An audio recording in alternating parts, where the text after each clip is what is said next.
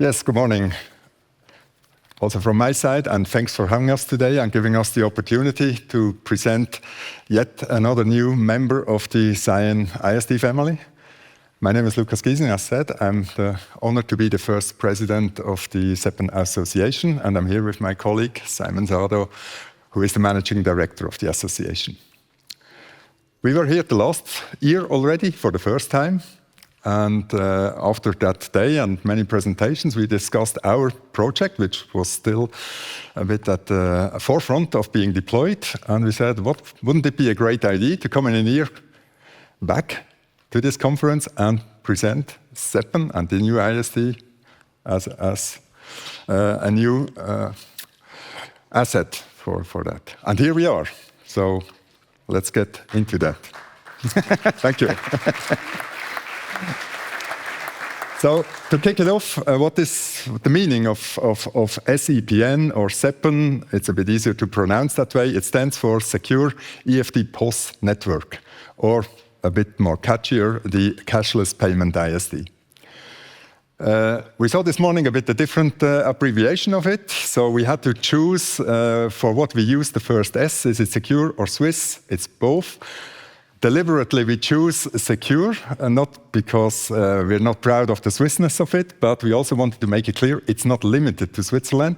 We're having a higher ambition. We also want to use it or make sure it's used within Europe, even globally. So let's see how it further develops. But that's how the name came together.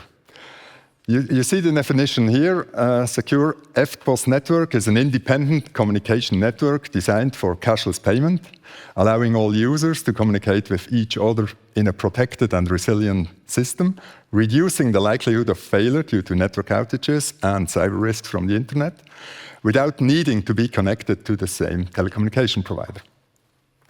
So a rather technical definition, and to illustrate this a bit more, I brought a kind of a well-known payment device. I guess you're hopefully all familiar with that, probably all used it before. It's not the latest generation though, but still heavily used in Switzerland and across many countries. And it should give you an impression of what we will enable with SCION and SEPN going forward.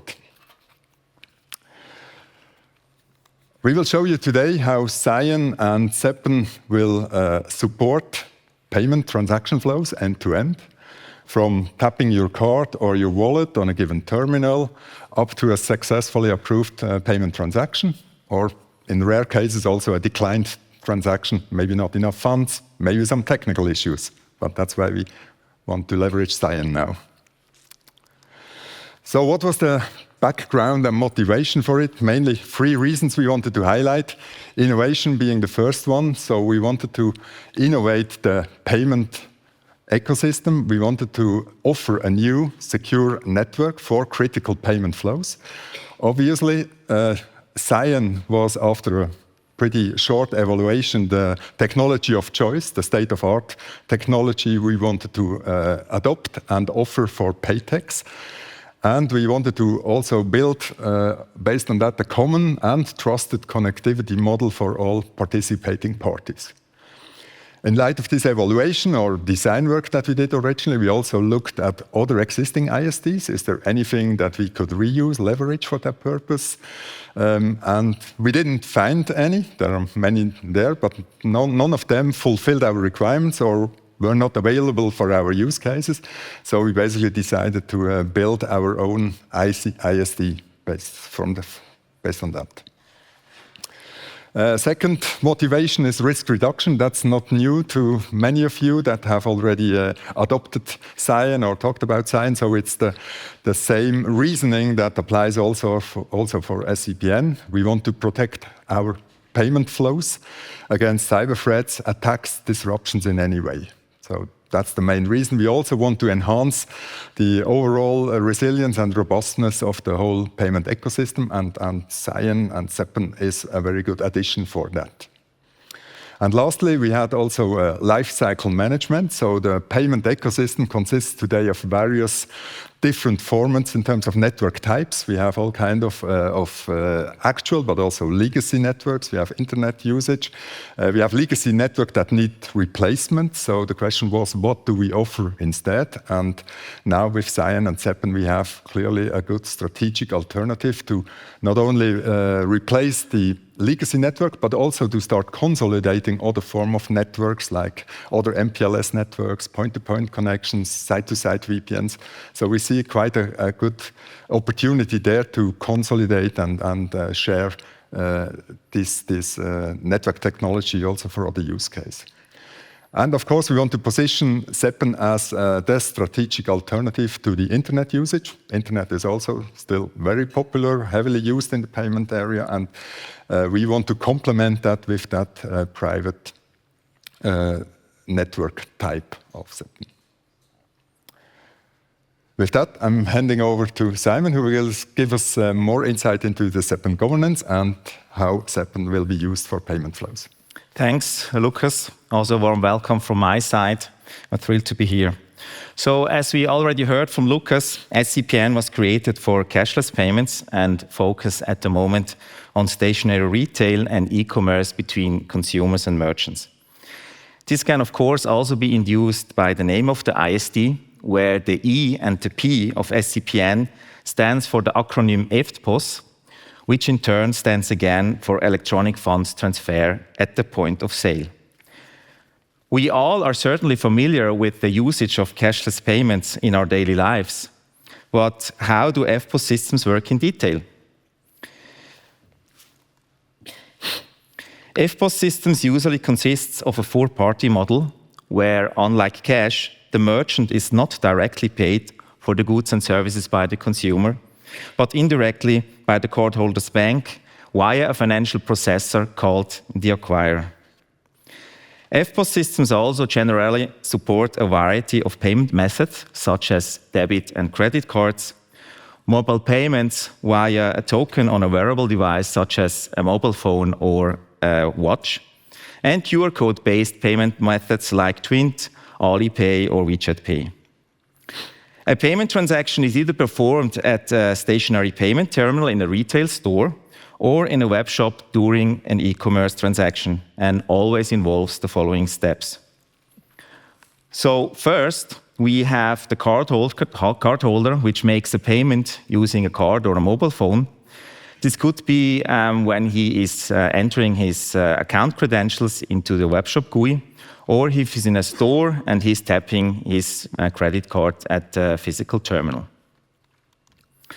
The physical terminal then, for example, sends an authorization request routed through the acquirer and the scheme network to the issuer, where the issuer is then checking the account balance of the cardholder if he has enough funds. And then by verifying this authorization request, he is then either approving or declining this transaction. The response is then routed back from the issuer, again over the scheme network, to the acquirer, and from the acquirer then back to the merchant, where the merchant then receives his final answer if the customer has enough funds, and he can approve or decline then the goods and services he is offering to the consumer. Last but not least, there is then a clearing and settlement taking place, and the money flows then from the cardholder's account at its bank. From the issuer, it's flowing then over the scheme network to the acquirer, and the acquirer is then paying out the money to the merchant's account. As we have seen, a payment transaction can only succeed if the various parties can communicate successfully with each other end-to-end and in real time.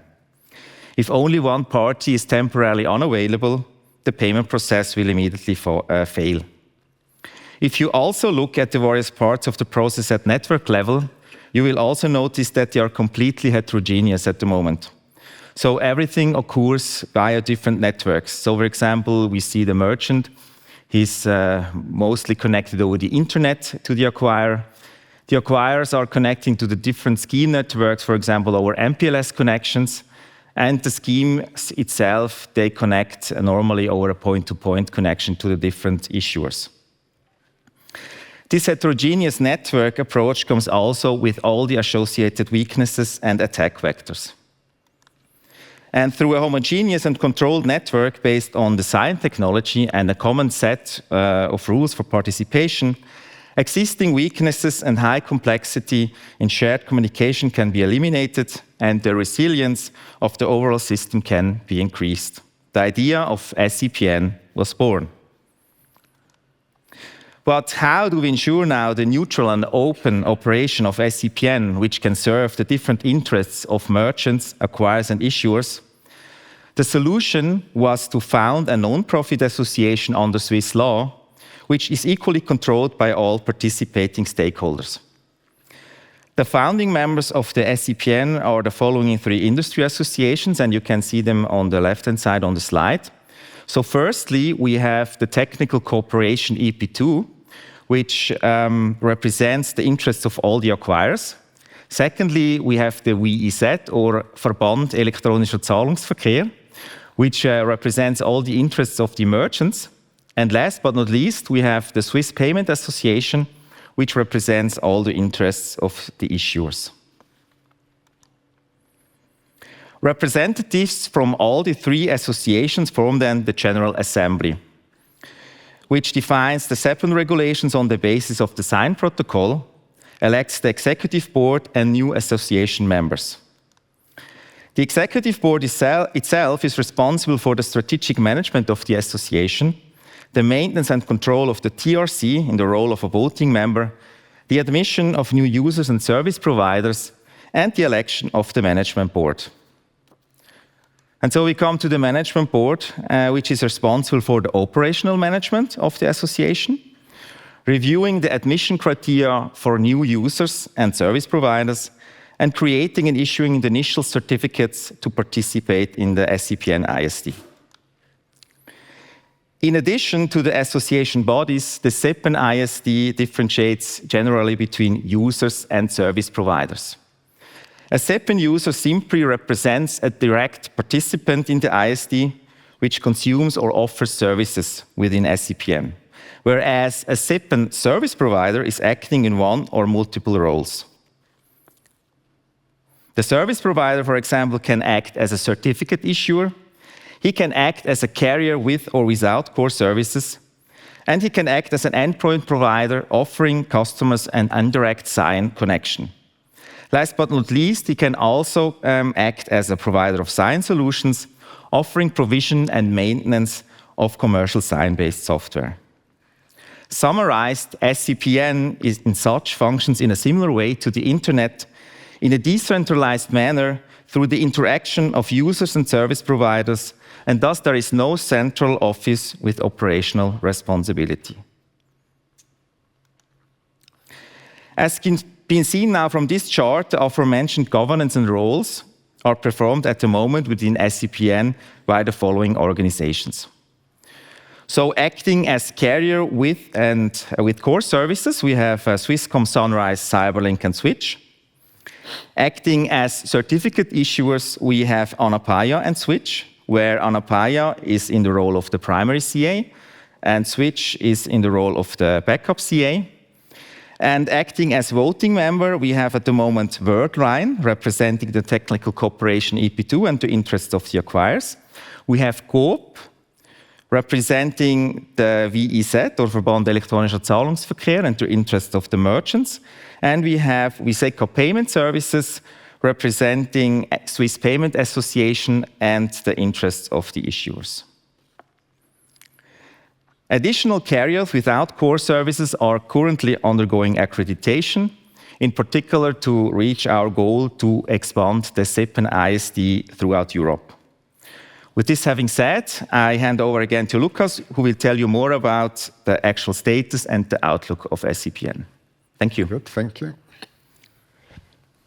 So yeah, I guess this is a good picture also to take that over to the next one. What is the status? And we see here a lot of companies and customers that are already part of SEPN today. And that is what we want to emphasize today. So SEPN is live. SEPN has been built. The core, the CA, and also participants have been onboarded. technically, parts of it are already live for almost a year. But the onboarding of customers and users and endpoint providers, as just explained, happened mainly over the past 9 months. And we have today, I would say, about 12, around 12 participants onboarded. And I guess that's also was quite an achievement, because all of these companies, all of these participants, they all had to get familiar with SCION themselves and build the infrastructure on their premises. So what is happening now? This is the migration that is in progress. It has started already months ago, depending on the progress of individual customers. But we have, as I said, onboarded various different merchants. We have onboarded acquirers, issuers, and schemes. So they are all readily connected. With most of them, we did already intensive testing, failover testing, end-to-end tests, also performance tests, to just prove that our new use cases within SCION work not only the same way as before, but hopefully even better going forward. Use cases as listed here are mainly EP2 terminals, as shown here as an example. We have alternative payment methods like QR code-based payments, Twint as an example. We have e-commerce use cases. We have also ATM transactions as use cases. And this will be the starting point to migrate now all those data traffic onto SEPN and then gain experience with how it works and how we can grow further from there. At this point, I guess it's also a good moment to say thank you to all these partners who worked very hard over the past year to build SEPN, to all the companies that worked hard to build it, to all the payment specialists, network engineers, project coordinators of these companies. It was really a huge but a great effort, because it was, I would say, 99% successful up to now. And we achieved quite a good state in a very short time frame. But yeah, it's not the end, so there is more to come. There are future plans. So we, as said, we are not limited to this use case. That's a good starting point, and we'll build the fundament of SEPN, but we are interested also in looking into new use cases. We're also interested into international expansion. So we are having discussions already now about use cases in Europe to connect customers in the Benelux or in France to SEPN. Of course, we also need telcos, providers to support SCION in these countries. But yeah, we're looking forward to have first use cases deployed, hopefully next year already. And yeah, lastly, a couple of technical enhancements that we worked on. I want to point out 3. SCION encryption is one, is an interesting one. We already adopted encryption for a use case and a partner. So we installed the Edge Pro license for that, and without problem so far. Domain name service is a big topic. So we realized at an early stage we will need DNS services, because our terminals do not only work with IP, but also with DNS names, and we have to offer that in the ecosystem. We also have web services that rely on name services. And we basically built our first own DNS service. It's kind of with local DNS resolution. It's not yet a fully fledged DNS service, but that's something we work with the partners now over the next months to see how this could be facilitated in an even better way going forward. And we registered a specific public DNS domain for that reason. So SEPN.network will be our DNS name that we will use for those services. And lastly, gate. The gate option of SCION or of Anapaya is an interesting approach for us as well. We see this as a measurement to scale down to small and medium business, to broaden the market even more. So we started looking into it, but it's something probably for next year to get really in specific deployments. So with that, I guess a lot has been achieved already up to now, but the journey continues. So we will now focus on the migrations to add all the traffic to the SEPN network, and then grow from there even more over the next years. So with that, I'm at the end of the presentation and open for questions.